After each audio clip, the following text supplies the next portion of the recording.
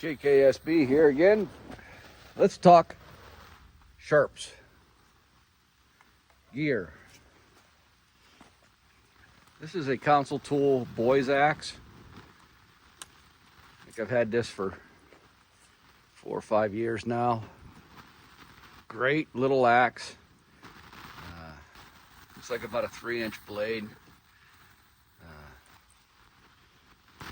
Definitely does what it's intended to do. And of course, I marked 1-inch increments there for measuring. You can see Console Tool and Axe, or Console Tool Company. Comes with a leather scabbard. Been a good little axe for me. I have no complaints whatsoever. Hardened pull for pounding, which is pretty necessary. I'm sure you've seen me pounding my hiking staff in, using it to help create shelter. It's a necessity. The other necessity is a saw. Now, this is pretty big. I'm not sure how many inches the blade is.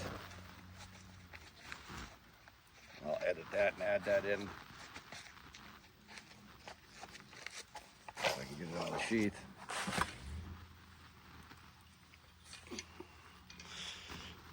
It's called the Katana Boy. The way it works is you unscrew this all the way, and then you press down and you can pull the blade out.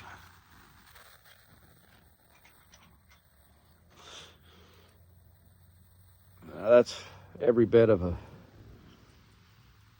20-inch blade. It's probably 500 centimeters. I don't know, maybe that's why they call it the 500. After you open it, you tighten this down and it locks it in place. I mean, it's locked right now, but this is like a safety lock. Because the last thing you want are these teeth to come in contact with your skin. When you're using these silky saws, any saw, but silky especially, they are extremely sharp. I mean extremely sharp. These are pull cut only, so it only cuts on the pull, not the push. So when you're using these, as you're cutting, you start with the pull to get tracking. And then when you push forward, you're not pushing forward with force. You're just pushing forward and you tilt the blade up. Because what you don't want to do is push it so that it's actually trying to cut. It's not designed for that. These blades are relatively thin. Now, while they are strong, they can snap. Baco Laplander, I'm not sure I've ever seen anybody snap a Baco. Of course, they're quite a bit smaller than this. Typically, I use, during the warmer months, I have the Silky Gomboy, which is quite a bit smaller. It's maybe a 12-inch blade. But for winter, when you have to buck a lot of wood, this is absolutely indispensable. The amount of effort it takes for the results that you get cannot be beat, in my opinion. Buck saws, this will blow a buck saw out of the water. Hands down, probably at least 5 times faster, maybe 10 times faster. Can't go wrong with the Silky. Absolutely love it. To fold it, unscrew, push down, let go of the button, and it'll go almost all the way, and then it locks. Whoops. And then it locks. They do that on purpose, so that if you're holding this where my fingers are, it's telling you, hey, dummy, get your fingers out of the way. Because then you've got to come up, press it again, and then you can close it with your fingers clear. Because I'm telling you, you'll end up in the emergency room with missing fingers or stitches and staples. It's got a nice little warning on there. Be careful not to cut fingers. They're not kidding. So an axe, a saw, and then of course, everybody wants a knife. You got to have a knife. I have a philosophy on bushcraft, survival knives, knives in general. And that is, if you spend $300 or more on a knife, this is not a $300 knife, chances of you taking it out and using it are slim to none. Yeah, you might go camping out of your car with it for normal use, but you're not going to go into backcountry because you're going to be worried about losing that knife and out $300, $600, $1,000. I mean, custom knives are insane. The reality, in my opinion, and this is my opinion only, is that most people, just like with a rifle or pistol, most people do not perform to the capabilities of the tool. Having said that, that doesn't mean that you buy a piece of junk. This is a BPS Adventurer. It's the black. It comes with black scales, black sheath, has a little ferro rod in it. It's cute. It works. Does what it's intended to do. I need to put a lanyard on there to catch it. Great sheath, by the way, from BPS. I'm a big fan of BPS knives. Why? Because they're inexpensive. They work phenomenally well. I will say this about BPS knives, and they publicly state it. They use designs that work. So Kephart, a Kephart style knife. They make several of those. But their blade geometry is probably the best blade geometry I've ever used on any knife I've ever had. Now, that doesn't sound like much to the average person, but to people that use a knife and use it regularly, it makes a difference. Almost all their knives are Scandi grind. I do believe they have a flat grind knife. It's like a camp chef knife. But the Scandi grind can't be beat for bushcraft or survival. The cost is minor, I think. When I purchased this, I think it was $45 maybe. And like I said, quite honestly, the sheath in and of itself is actually worth $45. Comes with a dangler. You can run it through your belt loop, so you can carry it any way you want. So it's a nice knife. It's not just a nice knife, it's a great knife. They use 1066 carbon steel, which takes an edge extremely well. Now, while it doesn't hold an edge like some of your real expensive steels, it holds an edge long enough for you to use it, complete any task that you want to do for an extended period of time. And it's so easy to touch up, to hone, to strop.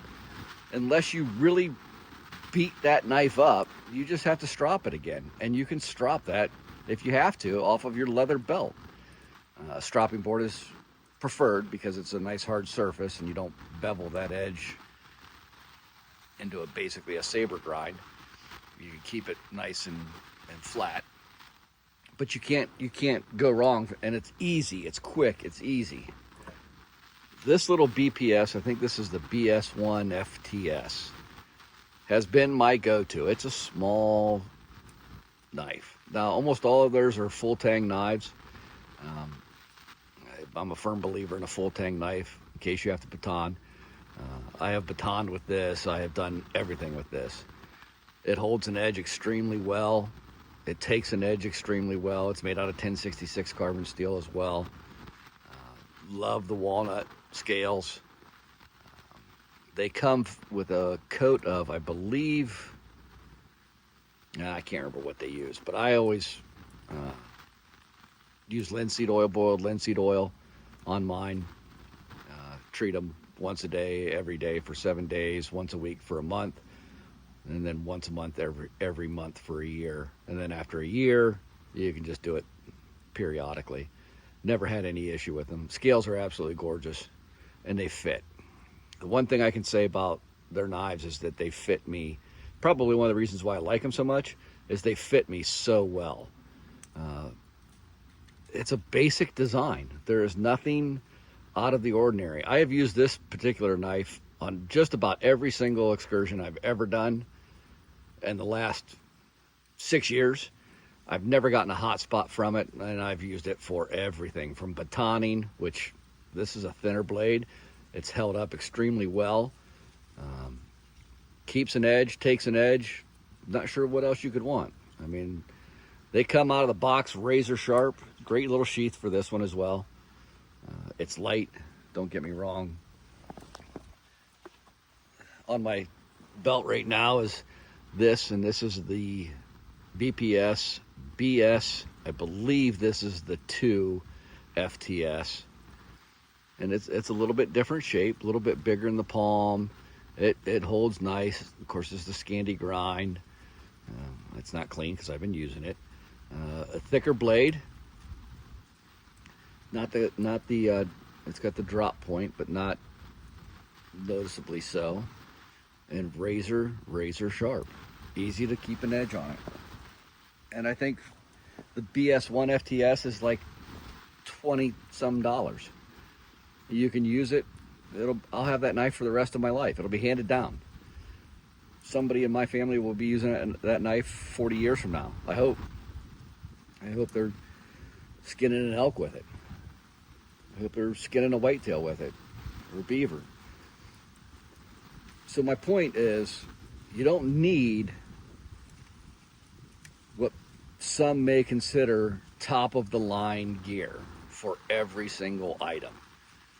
To get into bushcraft, to get into survival, to get into camping, to enjoy the outdoors, you do not have to spend a whole bunch of money. You can literally take a kitchen knife, make a good sheath for it, and use a kitchen knife. It works. Everything works. You can use a folding knife. I've got some great folding knives. Case, buck, you name it. They all work.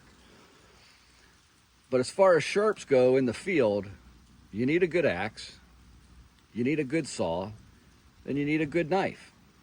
I think this Council Tool axe, I might be wrong, I think it was like $120. And to me, that was a lot of money for an axe. Everybody has their philosophy, even guys like Dave Canterbury, you know, they have a buy once, cry once, and then they also have a, you know, common tools for the common man philosophy. And I agree with everybody when they have their own philosophy, because everybody has a different perspective and it can be correct.